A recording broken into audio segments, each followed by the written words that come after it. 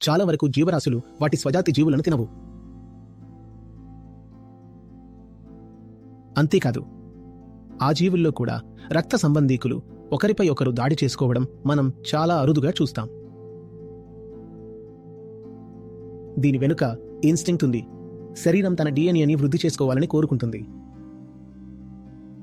ఒకవేళ చంపాల్సి వస్తే అది తన డిఎన్ఏకి భిన్నంగా ఉన్నదాన్నే ఎంచుకుంటుంది. తల్లిదండ్రులు తమ పిల్లల పట్ల అంతటి మమకారాన్ని చూపించడానికి అసలు కారణం ఇదే. ఆ కారణం చేతే ఎవరైనా ఒక అమ్మాయి తనకు పిల్లలు వద్దని నిర్ణయం తీసుకుని ఆ విషయం తన తల్లిదండ్రులకు చెబితే వాళ్ళు ఏమంటారు?